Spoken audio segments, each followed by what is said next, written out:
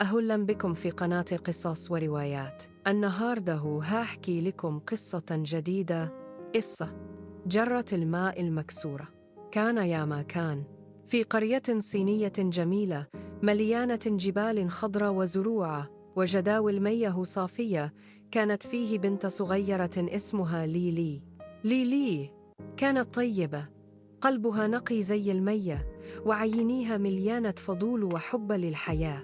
كل يوم ليلي كانت تقوم بدري، تمشي على طول طريق جبلي عشان تجيب مية لبيت أهلها. كانت شايلة جرتين كبار، واحدة على كل كتف. جرة منهم كانت سليمة ترجع مملية للآخر، أما الثانية كان فيها شق صغير، كل مرة تتملى تبدأ تسرب ميه في الطريق. الزمان مضى والجرة المكسورة بقيت زعلانة.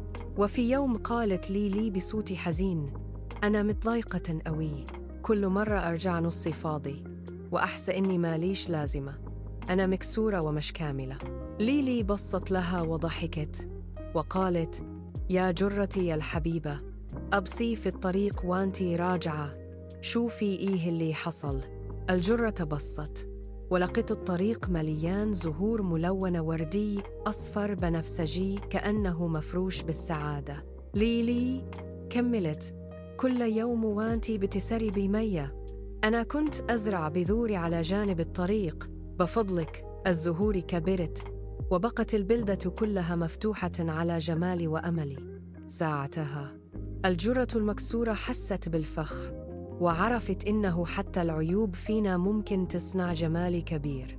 العبرة: أحياناً العيوب اللي فينا هي سبب جمال الدنيا حوالينا. كل نقص فينا ممكن يبقى نور لحد تاني، وسببه في زهور مليانة فرح وأمل. وكذا تكون قصتنا خلصت، وتعلمنا إن ما فيش حد كامل، بس كل واحد له قيمة وجمال فريد. اتمنى القصة تكون عجبتكم. ما تنسوش تعملوا لايك وتشتركوا في القناة عشان يوصلكم كل جديد، وتكتبوا في التعليقات إيه أكتر حاجة حسيتوا بيها في القصة. شكراً لكم.